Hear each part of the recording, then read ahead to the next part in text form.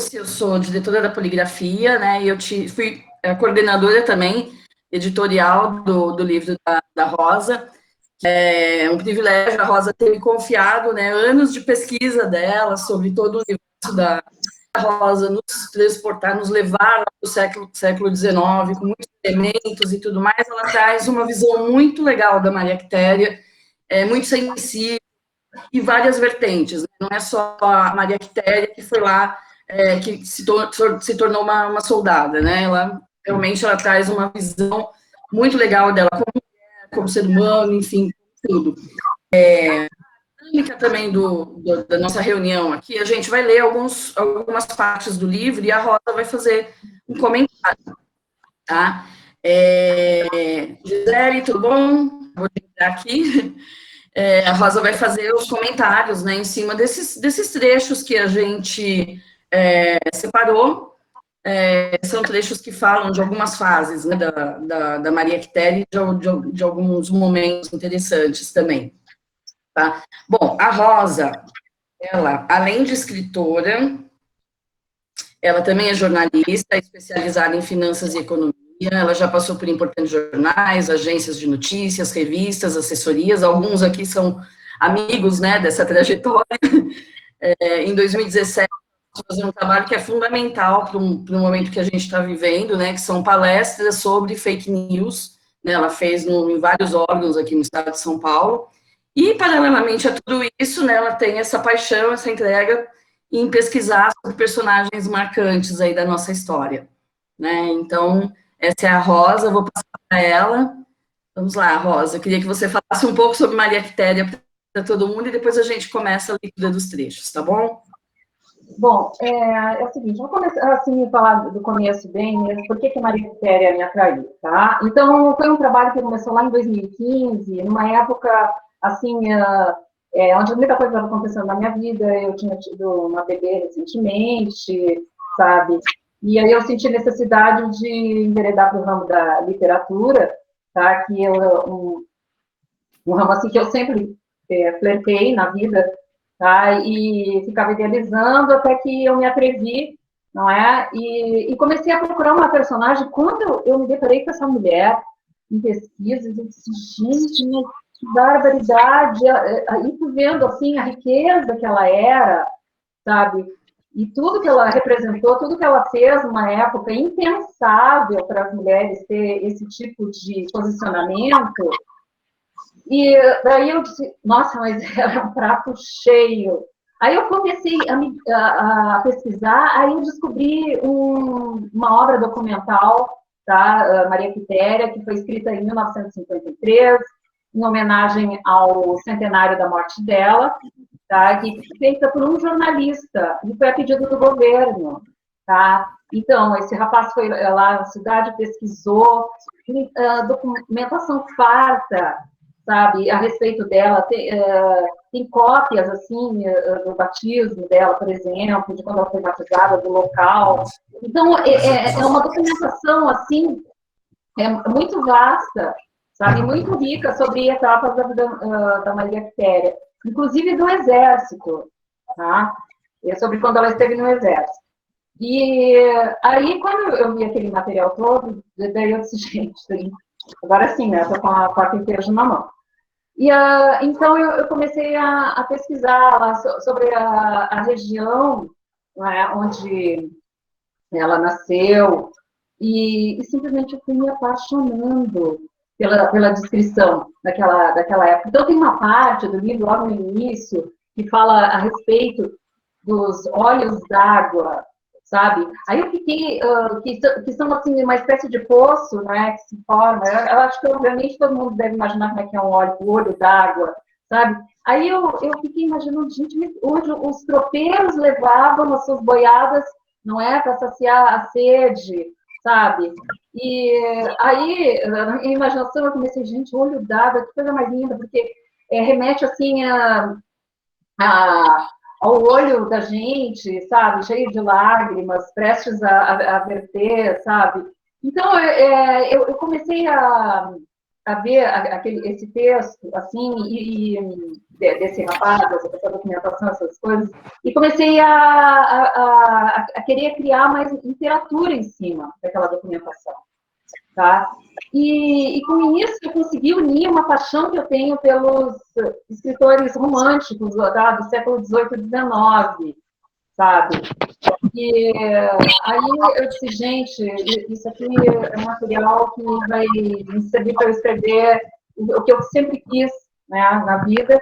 E, então, daí foi todo um trabalho que eu tive que fazer de adaptação do meu texto, porque texto jornalístico a gente usa muito o verbo preciso, não é? Então, eu tive que deixar aquilo mais leve, eu tive que trabalhar muito em cima do texto para ficar como eu queria e trabalhava aquilo e insistia e não ficava, até que uma hora, né, sabe, aquelas coisas, não é?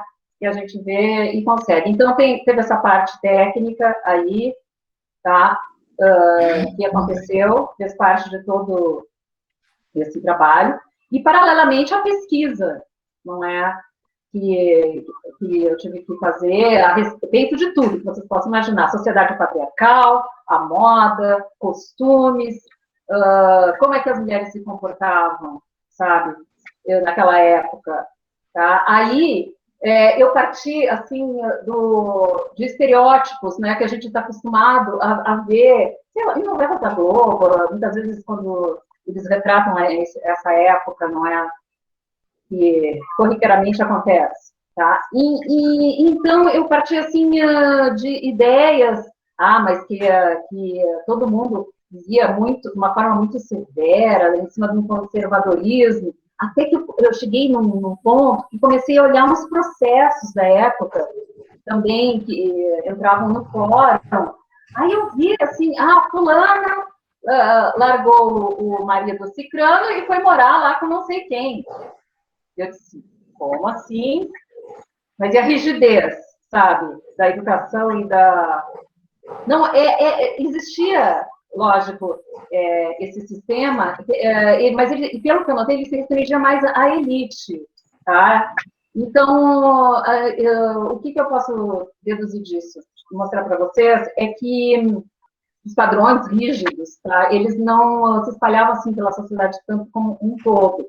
Tá? Que existiam pessoas que saíam um pouco fora desse convencional, tá? Ainda mais no Brasil daquela época, onde, por exemplo, em lugares assim longínquos, dificilmente aparecia algum padre, então muita gente se amancebava, vamos usar esse termo aí, o pessoal falava naquele tempo, aí chegava um padre lá no lugar e resolvia e casava todo mundo, sabe? Então, eu vi algumas coisas que diferenciavam desse meu pensamento, entendeu? Então, voltando à Quitéria, tá? O que eu posso falar da Maria Quitéria? É o seguinte, que ela... o que me intrigava, tá, era o fato de ela ter tomado uma decisão muito drástica na vida dela, porque eu creio que mais ou menos todo mundo sabe, que a Quitéria, ela resolveu por ela mesma uma decisão de ir para a guerra e foi. Bom, sem querer saber da opinião de alguém. Tá? E isso é muito intrigante naquela época, visto que ela era uma pessoa que ela não precisava ter tomado essa decisão, que ela poderia ter seguido um roteirinho normal lá de se casar e ter uma vida convencional, tá? E, inclusive, ela era comprometida, tá? Quando ela fez isso. E aí, ela simplesmente foi, deixou todo mundo indo para casa, tá? A família dela tinha bens, ou seja, ela não precisava ter se alistado para fugir de alguma situação, assim, calamitosa, ou alguma situação de pobreza, ou alguma coisa assim. Vamos pensar em várias situações que poderiam ter levado ela a tomar essa decisão. E então ela resolveu tomar essa decisão e deixou todo mundo perplexo, não é? Tanto que até hoje, tá? Aí o craque que está aqui presente, João Gabriel Galdéa, fez a última matéria sobre a Maria Quitéria, tá? Foi lá em 2020, João Gabriel, falando a respeito de que ela era ainda mal falada na cidade, porque dois parentes dela foram nessa cidade para procurar resgatar, sabe, algum pouco de história dela, e se depararam com o pessoal ainda não querendo se pronunciar, com o pessoal assim, meio envergonhado, sabe? Então, obrigada por essa matéria, João Gabriel, porque encontramos a Gabriela, que pertence à árvore genealógica da Quitéria, e nos presenteou com um prefácio incrível. Voltando. Tá? Então, até hoje, ela é uma mulher polêmica. Então, vamos colocar às claras essa polêmica. Por que Maria Quitéria foi para a guerra?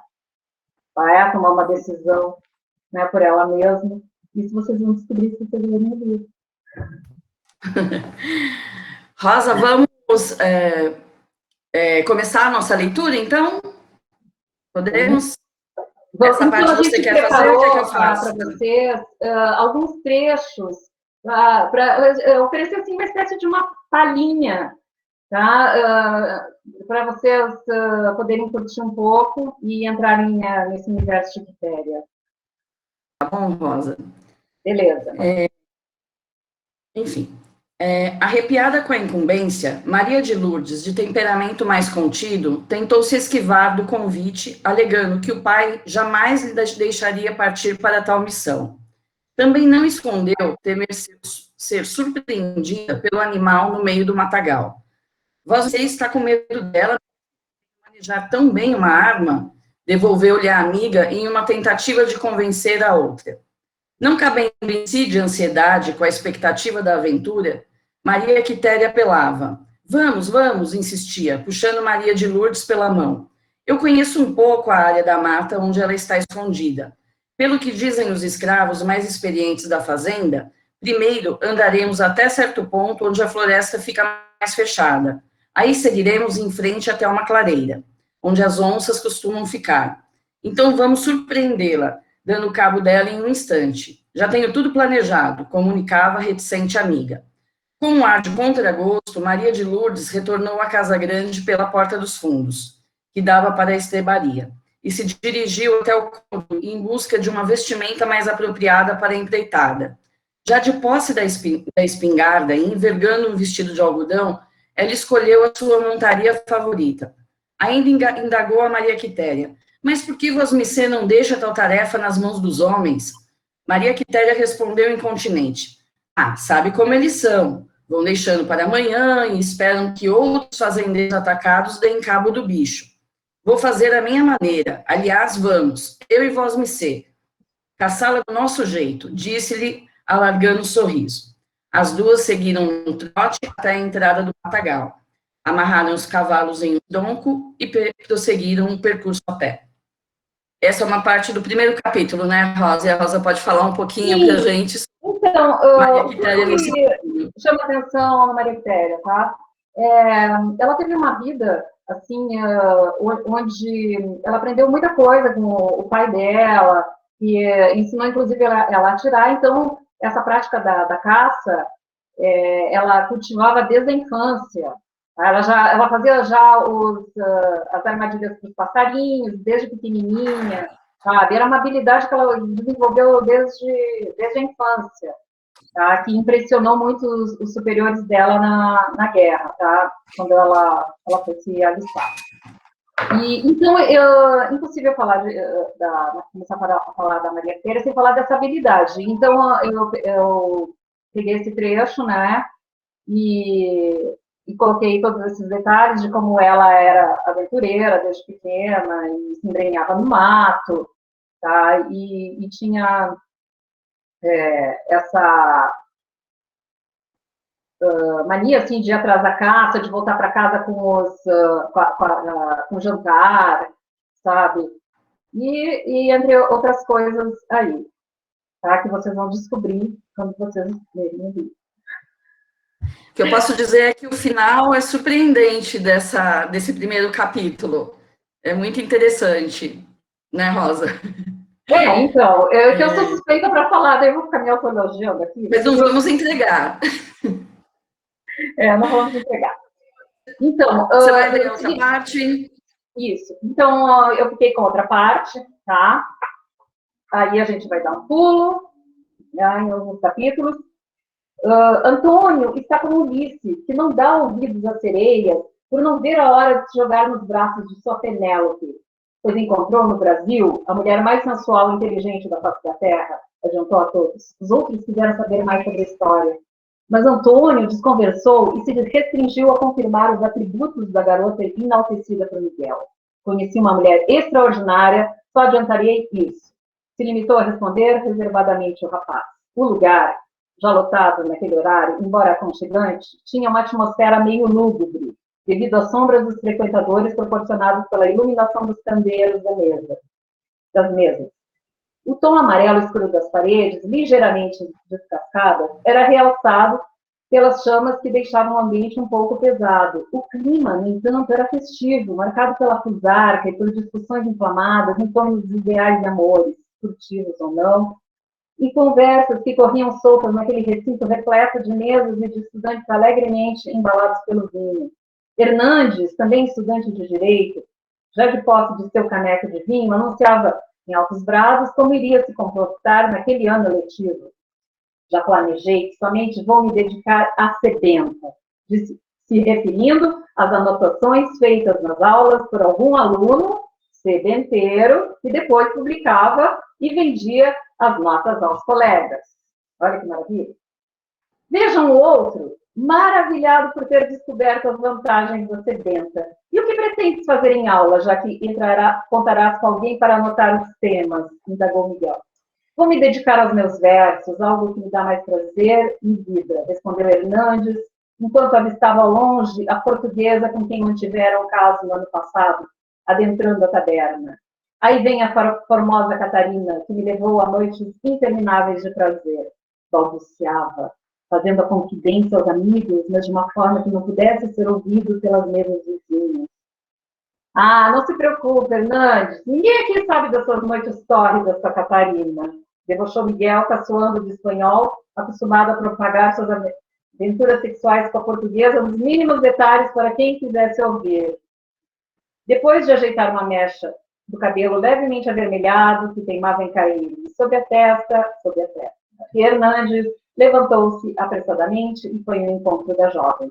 De estatura baixa, Catarina era um pouco rechonchuda, tinha maçãs no rosto levemente salientes, rosto redondo e cabelo preto sempre preso em coque.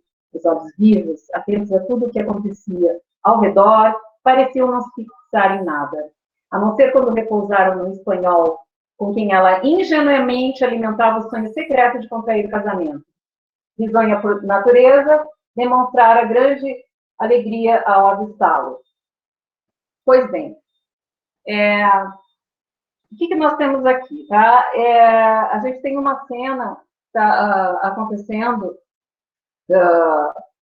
em Coimbra, tá? Que é um outro lugar onde acontecem outros eventos, tá? Que estão ligados também à Maria Quitéria. Tá? Então, a gente tem uma baita conversa assim, de homens, né? Só tem homens naquela mesa, tá? Onde transparece, assim, mostra que isso aí é mais antigo do que a gente imagina, não é? Esse tipo de comportamento masculino, um se gabando das conquistas, o outro falando de como que vai percorrer aquele ano letivo, tá? Então,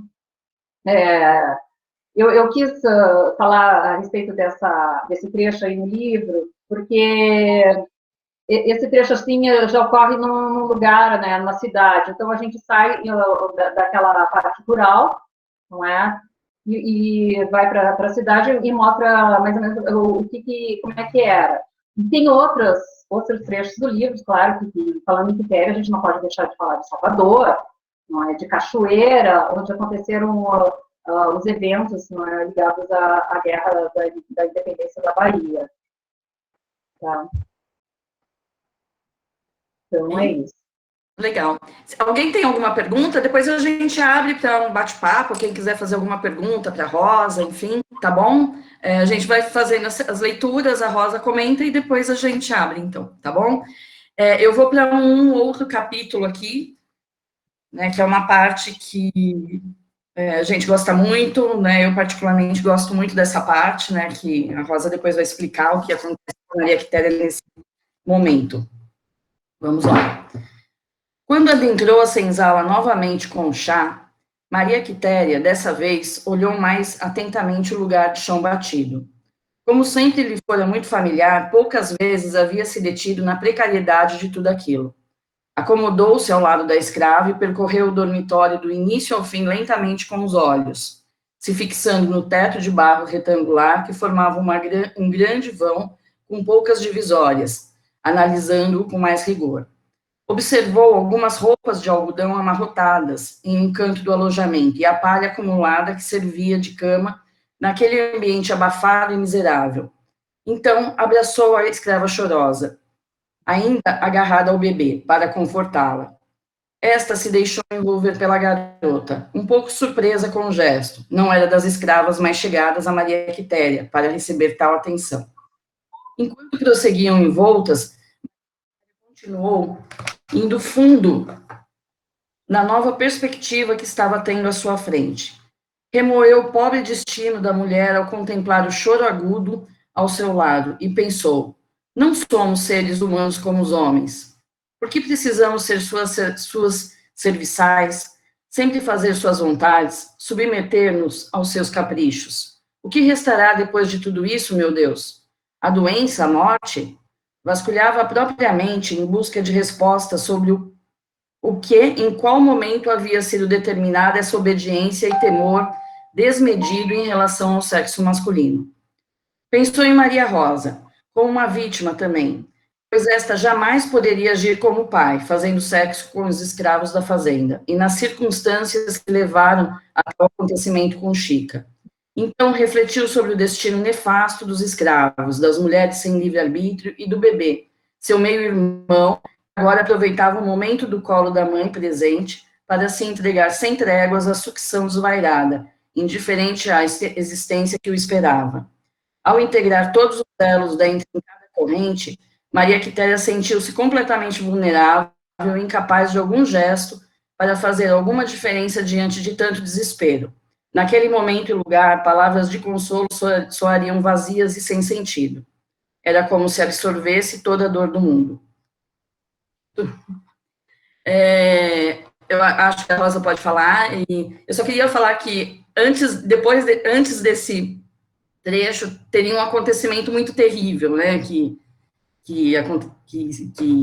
enfim, levou então, a Maria... esse acontecimento foi decisivo para ela ter uma epifania, tá? Aí ficou assim como um divisor de águas. A Maria Quitéria, antes desse acontecimento e depois, tá? É como se ela amadurecesse lá, assim, tá? Mas não foi só esse acontecimento, foi assim uma coisa atrás da outra foi acontecendo, tá? E ela gradativamente, ela deixa de ser aquela menina para, né? Vamos seguir esse clichê aí, virar a mulher que depois, cheia de iniciativa e de pioneirismo, ela se tornou, né? Se destacou na sociedade. Então, esse aí é um momento, assim, não é, como eu falei, decisivo, é uma epifania, que ela tem um despertar, tá? Ela entra num lugar, posso falar, Marluce? Ela entra num lugar que ela estava, assim, muito acostumada desde pequena. Eu não sei se alguém aqui já teve uma experiência dessas. Tu tá sempre naquele ambiente, sempre vivendo com aquilo e convivendo com aquilo, aí a gente é cego a outras coisas. Mas aí existe um momento que cai a ficha, tá? E aí tu começa a enxergar aquele ambiente com outros olhos, sabe? E aí ela se deu conta de onde ela estava, realmente. Certo? E eu quis fazer isso, assim, um elo de ligação com a escravidão. Imagina aquele pessoal que eles estavam, assim, sempre acostumados a ter escravos, não é? E aquela senzala que estava lá do lado da Casa Grande, não é? Então, eles estavam sempre convivendo com aquilo e tal, e cresce com aquela imagem, e aquilo é muito comum, você acostuma, tá? A viver naquele ambiente, com todos aqueles serviçais, aí acontece, tem uma série de acontecimentos, tá? E eu já se dá conta da situação limite que existe ali, não é? Dos absurdos que existem. E ela conseguiu, né, se dar conta disso e se elevou para outro patamar, tá? Mas o que levou ela a isso foi de um sofrimento, assim, então eu não vou mais entrar em detalhes, porque, né, vocês já sabem. Que algo iria acontecer, enfim, até ela chegar a isso, né, Rosa? Pensei que você ia muita coisa. Deixa para o pessoal ler. Sim, é como acontece conosco, não é? A gente muitas vezes não aprende com a primeira experiência, aí tu só fica em crise, aí vem a segunda, aí tu fica meio assim, aí vem lá pela terceira ou pela quarta, enfim, a gente muda ou aprende, não é? Algumas pessoas, tem gente que ganha mais, mas não incide sobre os próprios erros, não é? Próxima parte, Rosa. Tá, ok.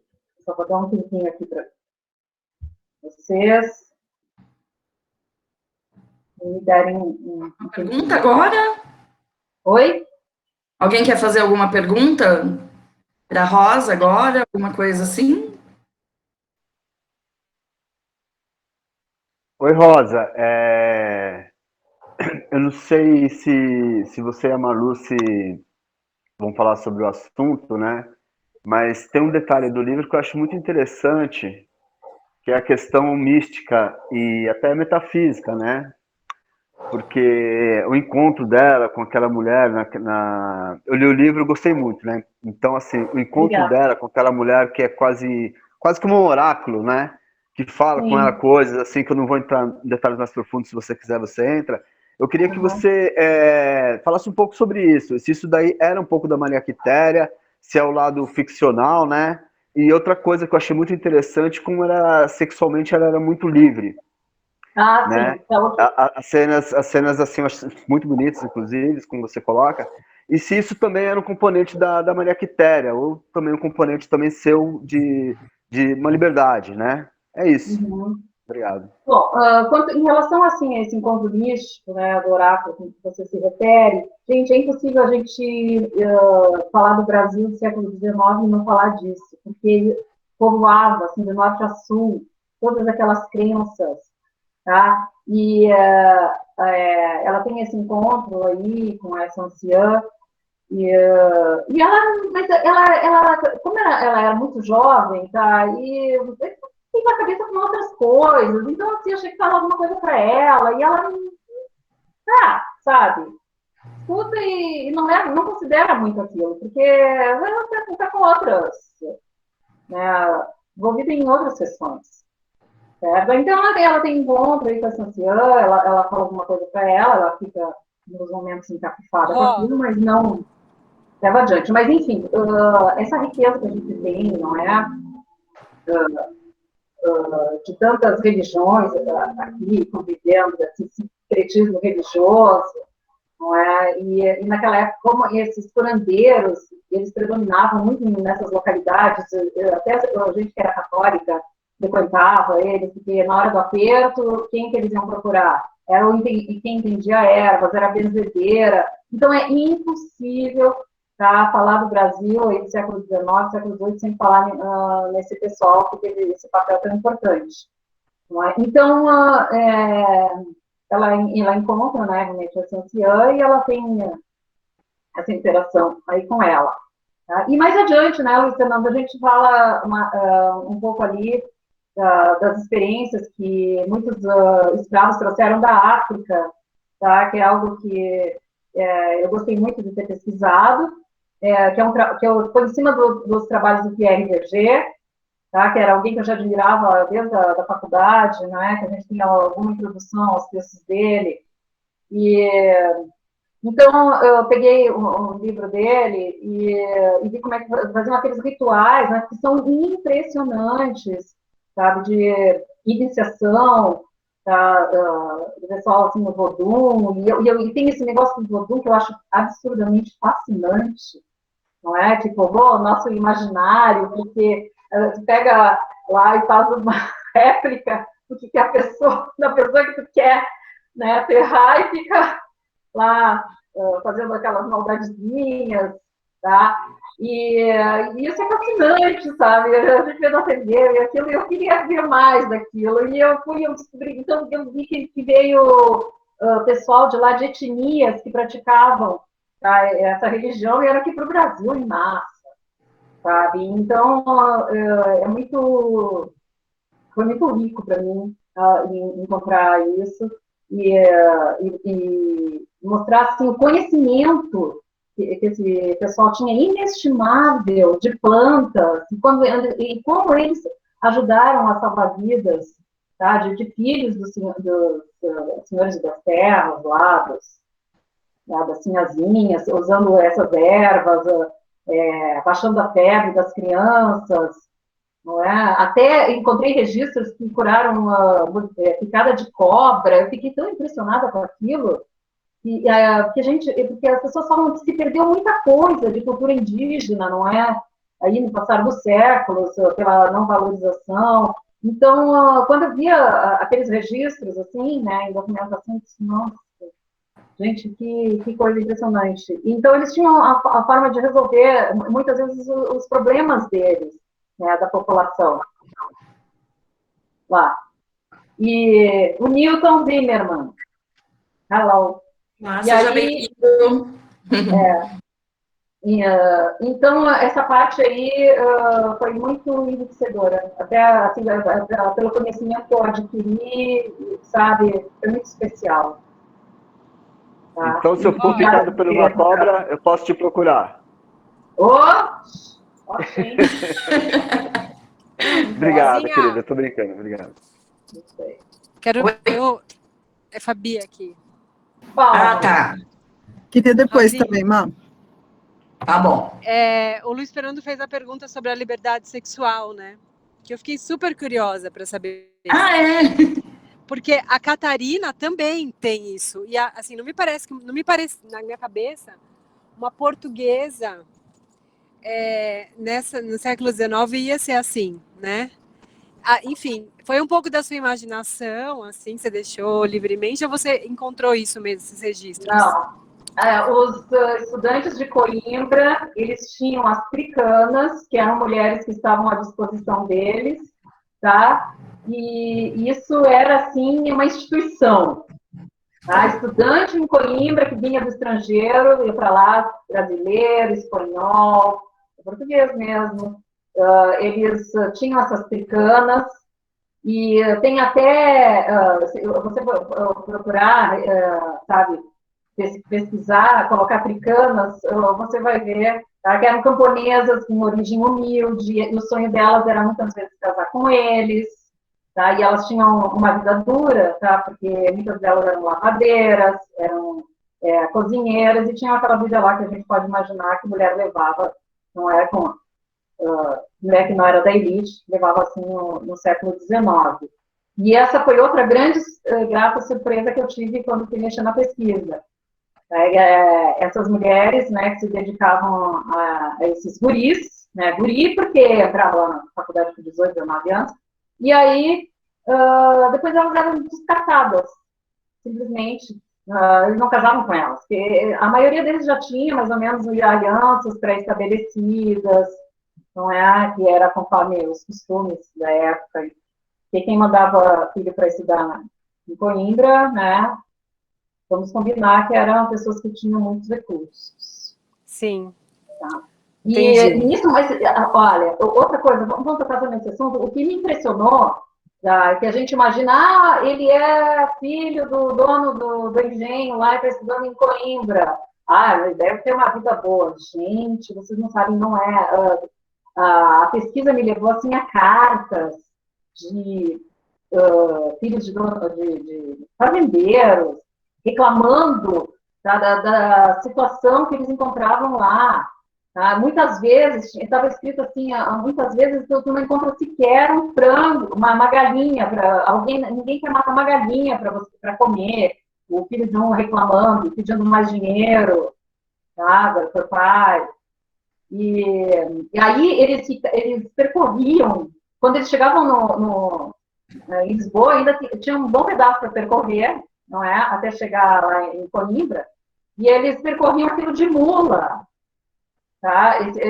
Todo aquele trajeto. Então, eles ficavam com altas dores no corpo, assim, porque era horas e horas em cima do lombo lá, até chegar na cidade. Eram muitas coisas assim, que a gente não imagina, não é? Então, não era tudo, assim, bolinho, não. Não era fácil, mesmo para quem tinha posses. Legal, obrigada. Denise, queria fazer uma pergunta, Denise Brito? Sim. Oi, Rosa. Oi. Eu falei que eu estou com a câmera fechada porque eu não estou à altura para aparecer. Fique à vontade. Bom, é o seguinte, eu estava pensando assim, durante o tempo todo que você estava, me desculpei com a Marluce, inclusive. Bom, você estava falando, né, sobre o momento em que você buscou um personagem para pesquisar, para desenvolver, né, o trabalho. Uhum. Eu queria saber, assim, queria que você contasse um pouco desse processo, como que foi, que é o que me ocorreu, assim, né, no momento em que você escolhe o personagem, tem o risco de você, por exemplo, definir, aí você tem um investimento, né, não só de tempo, mas uma vez que você tem que fazer pesquisa, tem que passar horas e horas, mas tem também muitas vezes que, sei lá, ligar, não sei se tem que dependendo do caso, se tem que visitar locais, né, ou tentar ir falar com pessoas. Tem o risco de, por exemplo, depois de um super envolvimento com o trabalho, chegar à conclusão de que, puxa, não consegui avançar a partir de um determinado ponto, porque eu não consegui mais informações, porque não tem rastro mais daquela pesquisa, daquela pessoa. Entendo o que você está falando. Então, e aí, como fazer, né, com o trabalho pela metade, e a questão também, assim, de, no final, você conseguir pesquisar tudo que você se propôs, mas a história, de repente, você vê que não, ao contrário desta, da Maria Quitéria, né, que surpreendeu positivamente, porque foi muito rica, mas o personagem um pouco assim se diluir, vamos supor, não é uma história tão forte, ou que você acha que vai ter um impacto assim na publicação, né, do trabalho. Como é que você lidou com esses riscos, assim, ou como que funciona para fazer um trabalho desse porte, né, de livro, né? Denise, é o seguinte, tá? Eu pensei todas essas coisas que você está me dizendo, mas como eu iniciei aqui esse nosso bate-papo falando da riqueza que eu encontrei, então, à medida que eu avançava na pesquisa, era o contrário do que está falando, sabe? Eu descobri tanta coisa, assim, da época, de relatos que a gente tem que agradecer muito a esses viajantes estrangeiros que vinham aqui até o Brasil, que foram eles que deixaram esses registros, tá? De como que era a população, o olhar deles, sabe? Isso é uma coisa muito impressionante. Então, à medida que eu ia avançando na pesquisa, eu ia encontrando mais coisas, até do que eu imaginei, foi ao contrário do que você está falando. Eu não cheguei assim num ponto de gente, para onde eu vou agora. Não. Só uma coisa, só fazer um parênteses, porque assim, com certeza, pelo que você falou, até no começo, você falou assim que foi um personagem que, poxa, foi tudo que de bom, né? Mas no sentido assim, existia o risco também de ter sido diferente, imagino. Então, só dá para saber no caminho. Né? É que eu vou te explicar. O que a gente tinha ali? Ó, vamos unir todos os ingredientes, tá? Já que você está falando isso.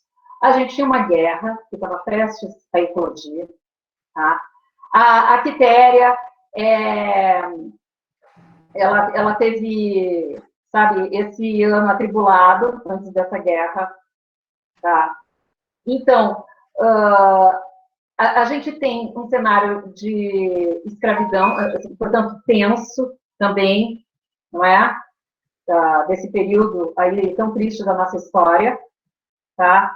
Então, se tu for fazer uma linha, se for traçar uma linha de tempo, tá? Uma cronologia, assim, tu vai ver que é muita coisa acontecendo ao mesmo tempo. Então, lógico que o fato de uma guerra estar prestes a acontecer, isso me ajudou muito também. E a sociedade patriarcal também é um ponto assim, que a gente deve tocar, também, que com todas aquelas normas, né, com toda aquela severidade, e aí tu pode explorar bem como é que eram, não é, os relacionamentos, sabe? Aquela repressão que existia, tá? Então, de posse de todos esses ingredientes, o que aconteceu é que, quanto mais eu cavucava, mais eu encontrava detalhes de coisas que eu não conhecia, tá? Inclusive, eu vou dar uma demonstração aqui, tá, de uma cena, porque algumas cenas que eu recriei, gente, eu vi registros desses viajantes estrangeiros. Olha, é que eles escreveram assim, um texto tão pungente, mas tão tocante, sabe, tão cheio de detalhes, que é só lendo para vocês, tá? Que tu fica assim, olha, tu fica embevecida, sabe? Eu vou ler aqui um trecho para vocês a respeito disso, tá? Que é daquele o intelectual, aquele L'Allemand, ele apesar de ele ter esse sobrenome que me pareceu francês, ele é alemão, tá? Quando ele esteve no Brasil, olha, lá em Salvador, quase não se pode ver mais soberba figura de homem que as desses negros da Bahia, sobretudo os minas, tão comuns ali, apertados uns contra os outros, sob o varal. Esses homens, cor de azeviche, formam o mais admirável grupo atlético que se possa ver. Põe-se em marcha aos gritos e com certo entusiasmo bélico. O suor escorre-lhes pelo corpo nu. Pesam-se todos os músculos salientes, bojudos, as partes carnudas das espáduas e a parte superior do braço são muitas vezes idealmente belas. Michelangelo nós teria esculpido mais perfeitas no mármore.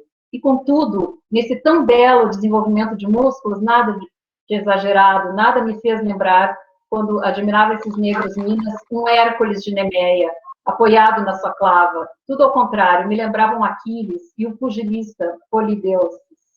Olha, gente, então, tu vai ver assim, eles fazem verdadeiras homenagens aqui ao povo brasileiro, sabe? É uma verdadeira ode, assim, ao que foi, aos olhos deles, eles se depararem com cenas desse tipo. Agora, vocês imaginam, não é? Chega um visitante estrangeiro aqui, a Bahia, aquele clima incrível, não é? O ano inteiro, e as pessoas andam com pouca roupa, sabe? Aí, bem diferente deles, lá, naqueles costumes que eles tinham na época. Vocês imaginam sob os olhos deles o que isso tudo representava, não é? Então, outra cena surpreendente, eles falando das mulheres, tá? O que a gente vai falar sobre elas? Olha, desse mesmo viajante estrangeiro falando sobre a mulher baiana, tá? A alemã. As mulheres negras da Bahia parecem mais bonitas que os negros. Como tais, já se tornaram realmente famosas. Elas já eram famosas pela beleza, né? E, de fato, quase não se pode encontrar em outra parte maior riqueza de formas que entre as negras minas da Bahia. Entre as negras minas, moças da Bahia, vêm-se ou adivinham-se formas admiráveis. Além disso, tem todas porte soberbo, ombros bem inclinados para trás, de maneira que o peito se salienta, fazendo os pombos parecerem muito mais desenvolvidos. Nesse porte exagerado, há sem dúvida uma espécie de provocação. Movem, inquietas os ombros e os braços e têm um modo peculiar de balançar os quadris.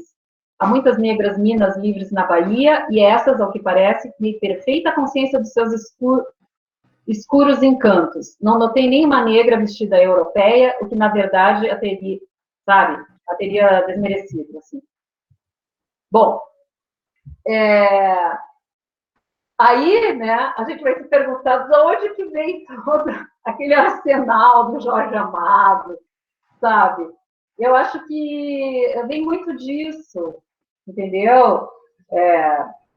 Desses textos aqui, de certa forma, não é? Que a gente vê um homem lá descrevendo a mulher com um certo viés, porque for pensar bem, machista, relacionado à sexualidade, mas isso da brasileira, carregar todos esses atributos, isso aí já vem de séculos, não é?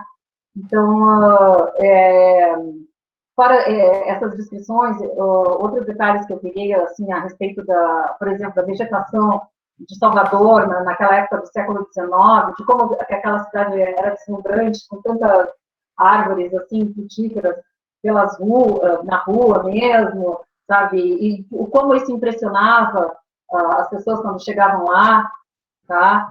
E causando um impacto, assim, imenso, que elas começavam elas ficavam muito surpreendidas com tudo isso, com essa natureza exuberante, não é? E tudo isso que o nosso país traz. De nada, Denise. Tá? Então,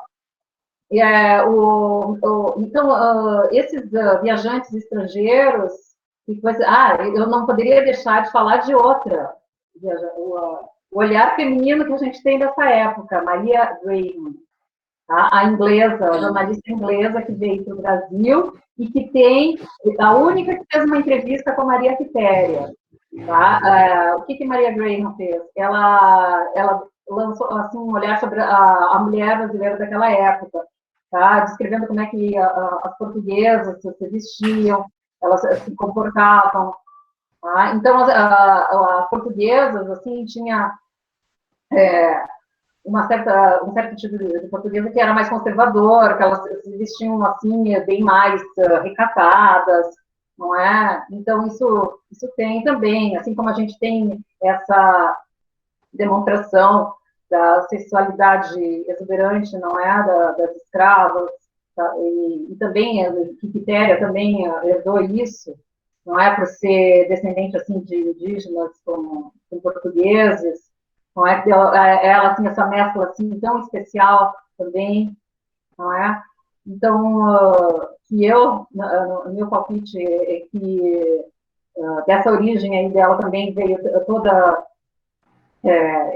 esse empenho dela em querer satisfazer as vontades dela e ir atrás dos objetivos, sabe? Fugindo dos padrões, assim, estabelecidos na época. Mais alguma pergunta? Obrigada pela pergunta, Denise. Mais alguém quer fazer alguma pergunta agora? A gente tem mais um trecho, né? Você quer fazer uma pergunta, Fernando? Pode, Rosa. Pode ser mais uma só? Claro, pode sim. Não, na verdade é o seguinte, eu tive até uma conversa com a editora, com a Malu, você sabe que eu li o antes de ser publicado e li depois também, né? Pra gente bater um papo e tal, né? E você falou dessa jornalista, e era justamente sobre ela a minha pergunta, né? Desculpa, até pra ti. Eu não tô ouvindo, o áudio não tá muito bom. Você tá mexendo muito também e o áudio tá ruim. Ok, melhorou? Tá, melhorou, vamos. Então, era sobre justamente essa jornalista, você acabou de comentar sobre ela, né? Tem um diálogo que é no final realmente do livro entre ela, a Maria Quitéria, e se eu não me engano... Você vai entregar o final do livro? Spoiler aqui, não, acho que quem tiver interesse vai ler, isso não entrega nada. Eu queria saber o quanto daquilo é histórico e o quanto ele é verídico. Porque eu achei a conversa um tanto assim, quanto anacrônica, né? Olha, no sentido de que é uma coisa dos dias de hoje. Então, ali eu me dei a liberdade poética. Mas o que eu tinha? Gente, eu tinha na minha mão, tá? As 3 principais personagens, as 3 mais ilustres mulheres do século XIX. Por que eu vou fazer o quê?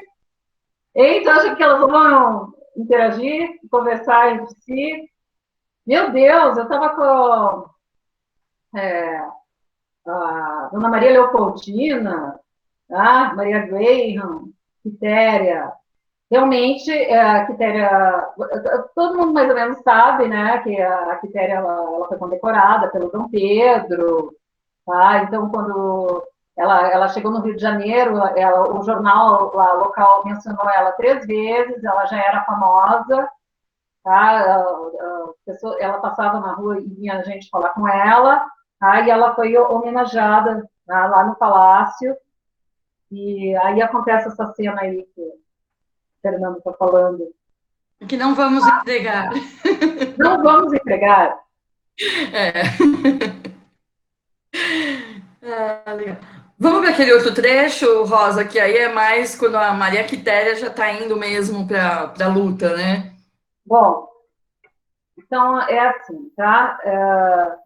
Chegaram em Cachoeira no domingo de manhã. Imediatamente, Maria Quitéria afastou-se completamente do grupo e foi ter com um transeunte, logo na entrada da vila, o local onde estaria ocorrendo o avistamento de homens para a guerra.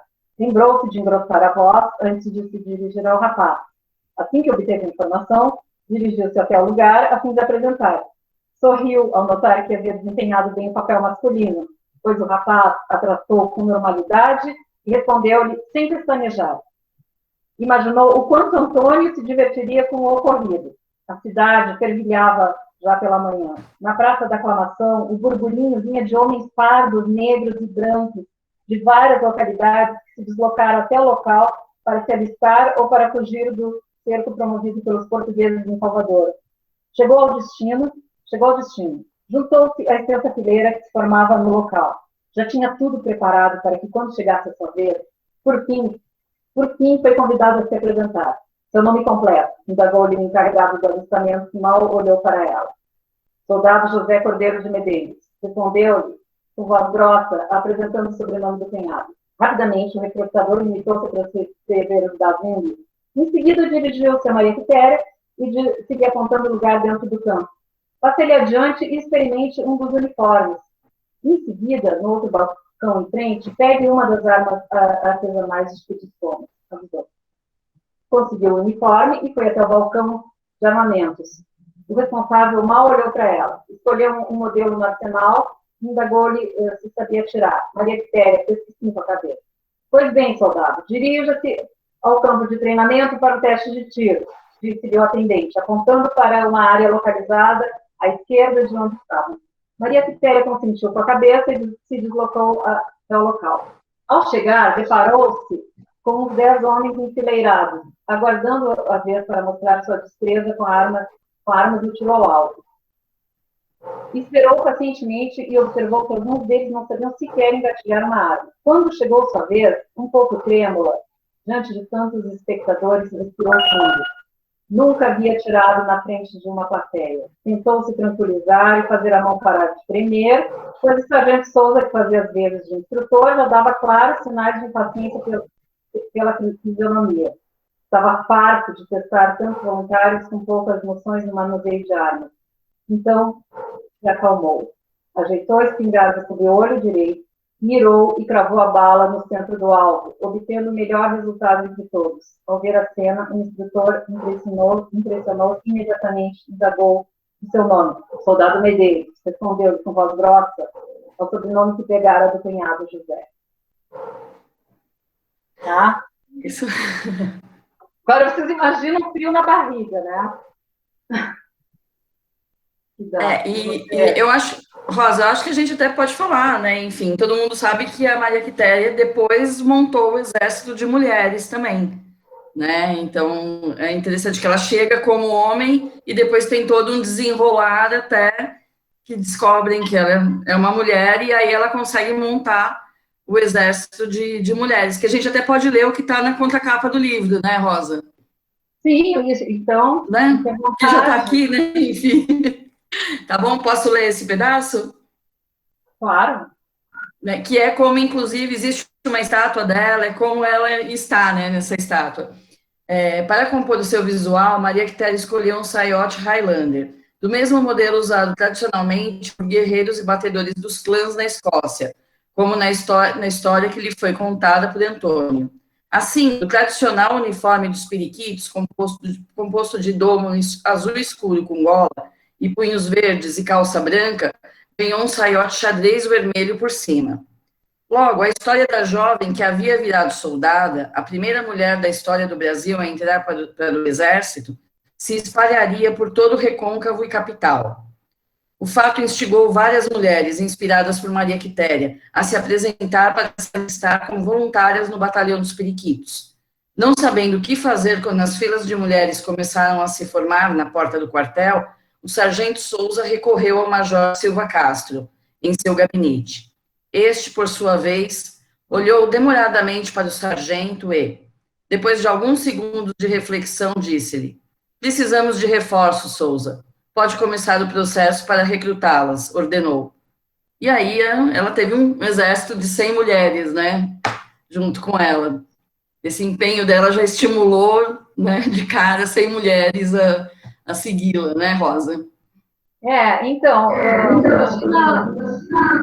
imagina só quando ela foi descoberta, tá? E aí a região, né, um lugar muito pequeno, não, tá? E se espalhou essa história, tá? E então outras mulheres começaram, e ela incentivou outras mulheres a irem também para lá, tá? Um movimento assim se formou, tá? Então a gente tem esse trecho assim da história, não é, onde uma mulher conseguiu pela primeira vez que as mulheres fossem ombro a ombro para a guerra com os homens, deixando de lado aquelas suas tarefas, né, corriqueiras das lides domésticas, que a gente sabe muito bem, né, que as quais estavam destinadas, né, eternamente. Tá? Alguém tem mais alguma pergunta? Posso fazer uma perguntinha? Sou a Gisele, peço desculpas aí, não fiz minha lição de casa, ainda não li o livro, mas estou muito curiosa, peço desculpas, tá? Assumo super meu erro aí. Mas, assim, imagina! Só, justamente, talvez eu faça até um spoiler também aqui, tá, gente? Mas se eu fizer, vocês me cortem. Eu só queria entender um pouquinho como foi esse processo de identificação da Maria Quitéria com a causa da independência. Isso tem relação com essa questão da independência dela enquanto mulher, por viver numa sociedade que ela era tão, talvez, oprimida? Queria entender um pouco esse processo. Olha, na verdade, ela se sentia assim, tá? Ela, vamos mais a fundo na personalidade de Quitéria. O que acontece com Quitéria? Ela não se encaixa naquele lugar. Ela... Se eu falar mais, eu vou... Então, entregar um pouco. E, ela não tem ambiente em casa e ela se embrenha na floresta, tá? Ela tem alguma realização, ela tem uma realização em se embrenhar na floresta e o dia inteiro e ficar caçando, tá? Ela tem, tá, isso aí, ela tem um pai, que é uma figura forte, maravilhosa, que foi extremamente importante na vida dela. Tá? Embora ela não tenha esse ambiente em casa, ela tem esse pai. E ao mesmo tempo, ela... mas passou um tempo, devido a toda aquela série de acontecimentos que ela teve na vida dela, que chegou... Sabe quando tu chega ao assim, fim da linha, num lugar, e tu diz, esse lugar aqui não é mais para mim, ela chegou aí. Ela chegou nessa encruzilhada. Tá? E devido a essa série de acontecimentos, devido ao fato dela se sentir oprimida, de ela não poder ir fazer as coisas que os homens não faziam, que os homens faziam, tá? Então ela teve esse ímpeto, tá? Mas foram vários acontecimentos, tá? Que culminaram, né, para ela tomar essa decisão na vida dela, Gisele. Mas dentro deles está esse que você citou, que é o fato dela se sentir oprimida. Tá? Mais alguém tem alguma pergunta? Obrigada, viu? Rosa, eu queria... Sou eu, Malu. Eu queria fazer só uma pergunta. Que idade ela tinha quando ela entrou no exército? Boa pergunta. Olha só, ô Malu, eu me dei a liberdade de fazer umas coisas. Eu tirei 10 anos a menos da Quitéria, porque ela foi para o exército mesmo quando ela já estava com uns 30 anos, tá? 29 e 30. E aí ela tinha um noivo lá, tá? E eu diminui a idade dela, 10 anos, para poder ficar de acordo com o cenário que eu queria, tá? Para ela carregar ainda uma bobeira lá da adolescência, lá que todo mundo tem, que transporta um pouco lá para os 18, 19, 20 anos. Então, eu precisava disso. Então, eu me dei a essa liberdade aí, de diminuir esses danos dela. Tá?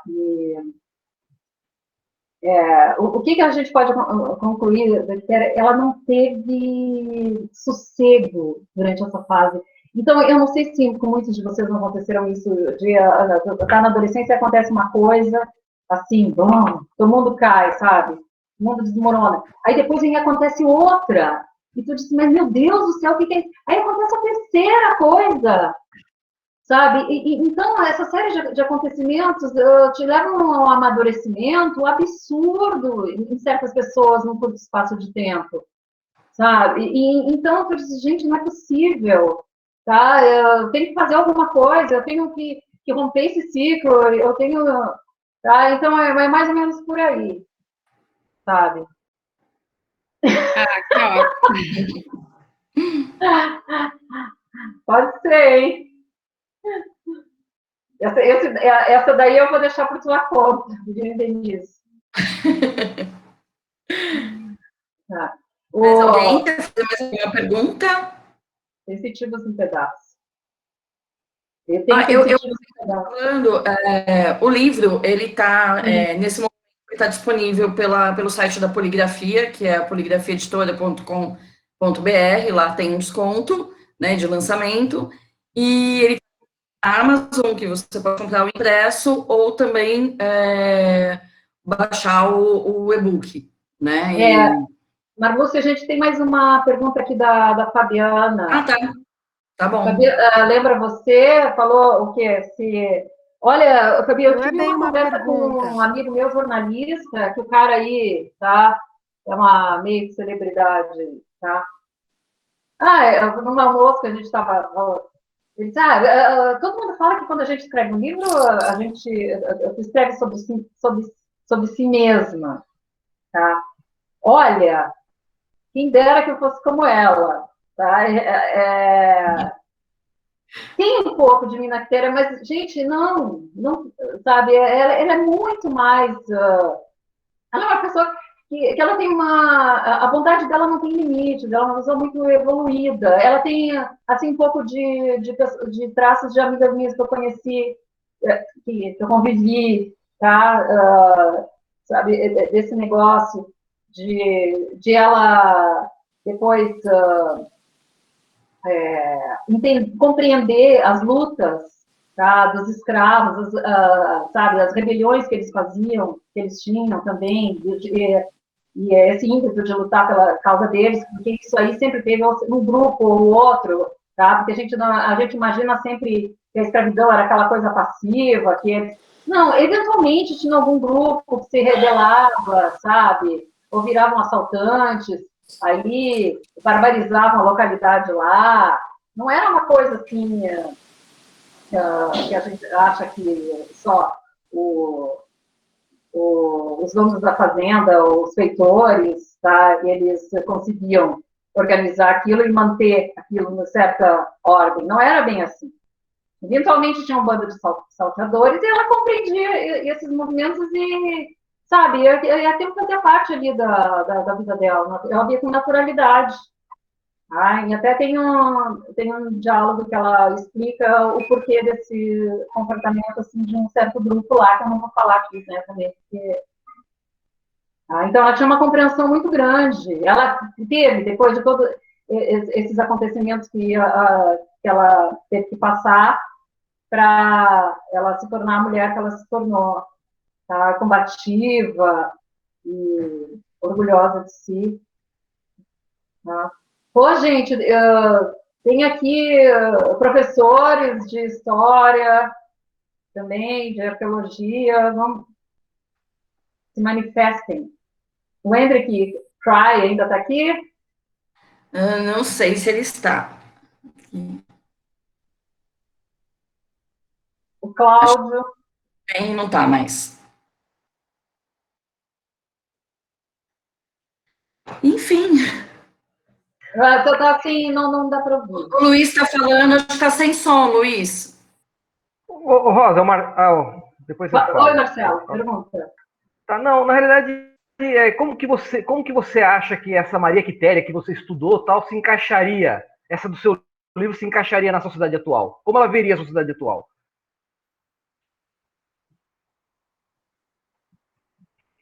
Nossa, gente. Porque ela estava à frente do tempo dela, né? Ela estava à frente do tempo dela, pelo que você comenta, ela estava à frente. Tempo dela.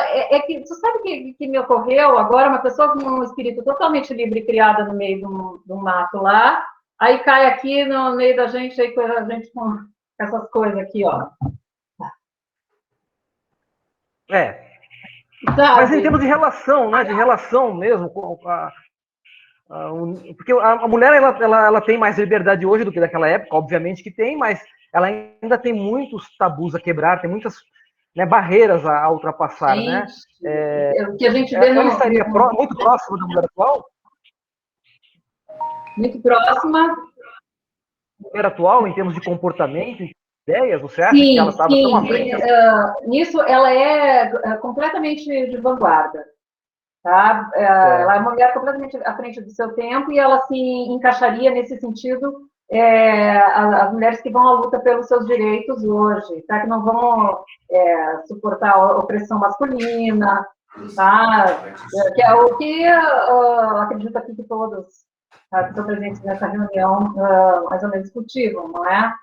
Todos esses mandamentos de não submissão, de não aceitar certas coisas, tá? E também de não precisar, não é? De ser independente, tá? Porque ela conseguiu ficar independente. Até financeiramente. Okay. Viu? O que era, nossa, uma coisa completamente fora do contexto, não é? Naquela época. Tá, interessante, né? Porque realmente a mulher tinha muito pouco espaço naquela época, né? A mulher não podia assinar um documento, não podia fazer nada, né? Para fosse comprar qualquer coisa, tinha que ser o marido assinar para ela não tinha liberdade para nada. De repente, a gente tem um personagem do século XIX, feminino, a personagem feminina que ela tem uma atitude que é até impressionante, né? E como ela consegue, né, se encaixar ali naquele mundo, né, do século XIX, sendo mulher, né? Como ela consegue fazer tudo isso, né? Ela ganhou tanta admiração daquele pessoal dos combatentes, que eles simplesmente aceitaram ela, tá? E diante dessa admiração, por causa da competência que ela tinha, dessa habilidade que ela tinha de conseguir atirar tão bem, de se destacar tão bem nisso, não é? Então, ela se fez fazer respeitar mesmo, e eles a respeitaram, sabe? E isso engrandeceu muito ela na hora que eu comecei a descrever, sabe, a história toda. Não é? Porque ela não... eu não vou entrar mais em detalhes, não vou entregar a história toda, mas tá certo. Tá certo. Eu vou falar uma coisa que... Tá, eu já confessei para a Marluce... Não vou contar. Não. A Marluce vai me matar. Vamos lá, olha, e o João Gabriel Valdeia. Qual das confissões? Porque a gente fala tanto sobre Maria Quitéria, tanto sobre o livro, várias... Não, mas... Eu preciso lembrar qual das confissões. Posso só pegar carona numa observação que a Denise Turco fez sobre a questão da pesquisa de costumes. Eu achei interessante quando ela mencionou isso, né? Também teve alguma coisa que te chamou muito a atenção, particularmente, assim, foi uma surpresa, ou teve alguma dificuldade a mais, assim? Olha, então, assim, Denise, como eu cresci mais ou menos lendo, sabe, literatura, eu não teve, assim, grandes surpresas quando, por exemplo, sei lá, a repressão sexual, por exemplo, tá? Então, todo mundo aqui sabe mais ou menos como é que era, não é? Que, sei lá, a mulher tinha que usar um camisolão lá. Um buraco no meio. Lá na camisolão com um buraco no meio. Não é? Não podia mostrar nada do corpo, sabe? Mas isso aí a gente sabe, isso acontecia em certas camadas da população. Eu não acredito que isso acontecesse em outras, obviamente que não. A gente sabe que não. Teve coisas que vão te deixar de queixo caído. E eu vou contar assim, tá? Que é bem depravado, mas enfim, eu vou contar. Não se preocupe, irmão, que eu não vou te deixar passar vergonha. Aí, senhores de escravos, eles não tinhão pudor, assim. Tem registros, por exemplo, do marido levar as duas escravas para a cama, assim, debaixo do nariz da mulher. Tem esses absurdos aí, que eu vi. Os filhos, por exemplo, filho não podia opinar sobre nada. Eu vi alguma coisa, alguma cena assim, tá? Eu não posso te dizer que isso era algo que fosse predominante. Tá? Eu vi um registro assim, de um fazendeiro, de um caso envolvendo o fazendeiro e o filho, e que ele mandava o moleque calar a boca no meio da conversa, o filho tinha 14, 15 anos, senão eu vou te encher de chicotada. Era uma coisa assim, bem violenta. Tá? Esse tipo de coisa assim me surpreendeu. Essa da mulher aí, que era casada com esse cara, e ele chutou ela do quarto, ficou com essas duas lá. Outro fato, assim, que muitas vezes as mulheres tinham a liberdade depois quando enviuvavam também, e que muitas morriam com 15, 16 anos dando à luz, principalmente, tá? Que asepsia, né? Devia ter. Era tudo que a gente possa imaginar. Era incrível, tá? O índice de mortalidade no parto, sabe? Então, eu acho que mais ou menos todo mundo conhece esses fatos, né? Que já são, assim, amplamente mais ou menos divulgados, não é? Tá. E é isso, acho que das coisas que mais me chocaram é esse tipo de coisas, assim, desses comportamentos masculinos. Legal, obrigada. Alguns ainda chocam hoje em dia, né? Quando a gente vê alguns noticiários, né, Rosa? Enfim. Pois é, incrível, não é? Realmente desse último ano, mas enfim, uma outra live para falar sobre isso. Outra live. Enfim, bom, e aí, alguém mais tem alguma não querem perguntar nada? Pode criticar também, viu? Não é só para falar alguma coisa. Se eu disse alguma coisa aí, Cláudio, porque é estudioso de história, meu irmão, que é arqueólogo. Professor na UFMG, foi professor em Illinois. Fala, não estou ouvindo, a gente não consegue te ouvir. A gente não está ouvindo. De áudio. Eu tenho uma pergunta. Pode fazer, Marília. Diga, Marília. Posso falar? Pode. Sim, onde que você fez a pesquisa? Onde você encontrou todos esses registros? Marília, olha, eu tive acesso a trabalhos de registro. Oi?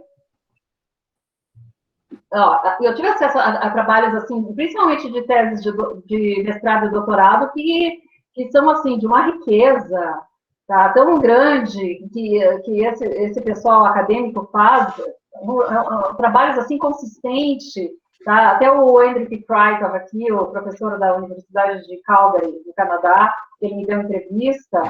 Tá? Um dos trabalhos, o trabalho dele, assim, por exemplo, até anotei o nome da tese aqui, em outra coisa não falavam os pardos, cabras e crioulos, o recrutamento dos escravos na Guerra da Independência da Bahia, sabe? E esse é um trabalho incrível que ele fez, porque o que aconteceu naquela época? Aconteceu que tinham que ser organizados os batalhões, não é? Então precisavam de contingente e começaram a pedir recrutamento de escravos. Tá? Então, o que rolava que tinha muita conversa no meio. Depois que você for para a guerra, você vai ser livre. Essa era uma das promessas.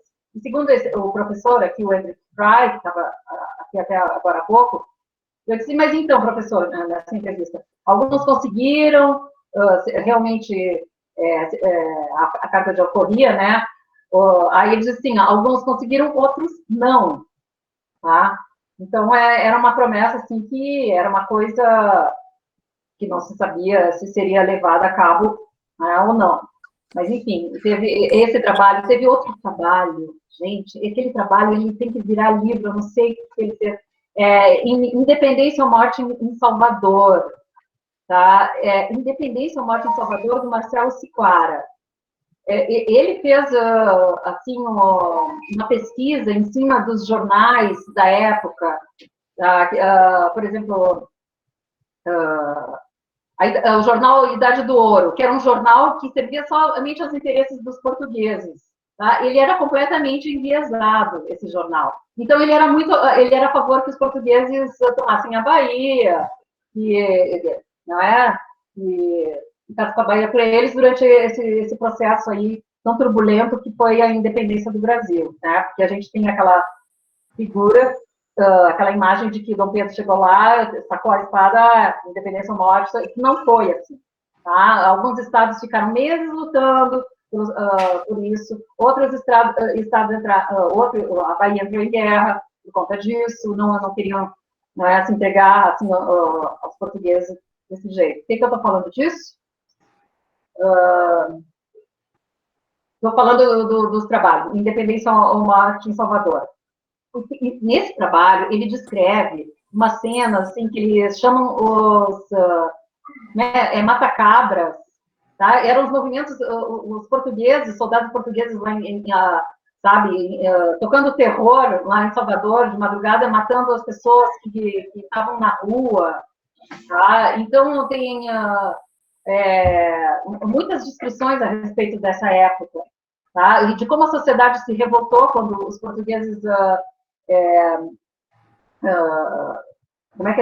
chegaram ali com um navio, ancoraram aquele navio ali no porto e começaram a querer desmandar lá dentro, lá em Salvador, tá? Então, tinha umas queixas aí num jornal, que era um dos jornais, vocês vão me desculpar que agora eu esqueci o nome, tá? Porque tinha esse A Idade do Ouro, e tinha um outro jornal que ele era imparcial, ele era a favor do pessoal que estava lutando pela causa da independência.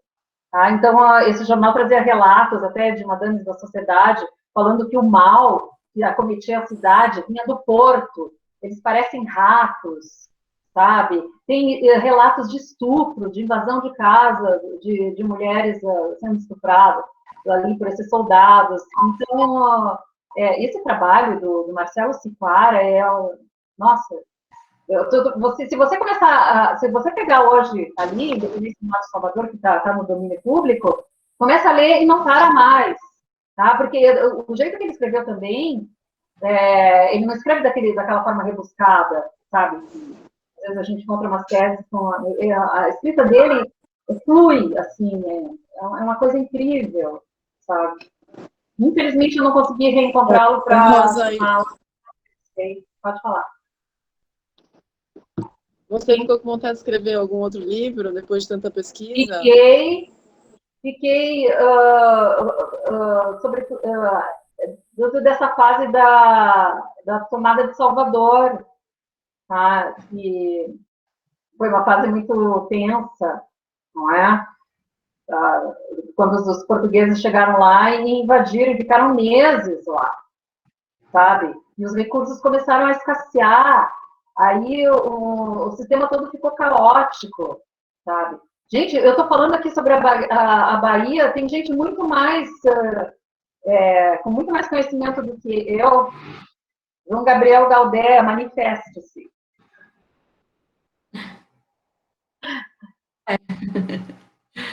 Tá bom. Não vamos forçar a situação.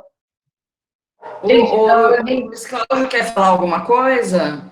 O Cláudio não pode falar porque ele está mudo. Você conseguiu o som?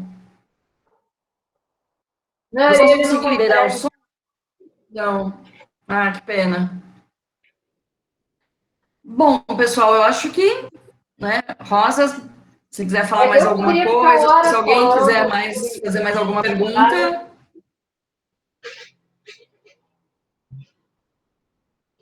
Vamos encerrar, então. Eu queria agradecer muito, né, a presença de todos vocês, né, esperamos, né, de repente fazer um outro bate-papo mais para frente, quando tiver todo mundo vacinado, com segurança, né, e tomar um vinho e falar bastante sobre Maria Quitéria, tá bom? E, bom, como disse, o livro está disponível na Poligrafia Editora.com.br, Amazon, impresso e também no e-book. Obrigada, tá bom? Raquel. Muito obrigado a todos vocês. Obrigada, João Gabriel. No final de semana. Gente, obrigada. Obrigada, viu? Obrigada, Rosa. Parabéns, Rosinha. Obrigada. Parabéns, viu? Se vocês quiserem mandar alguma mensagem, tá? rosasimansky@gmail.com, o meu Simansky é meio complicadinho, tá? Tá todo mundo vendo aqui. Então, manski@gmail.com, tá? Obrigada, Marcelo.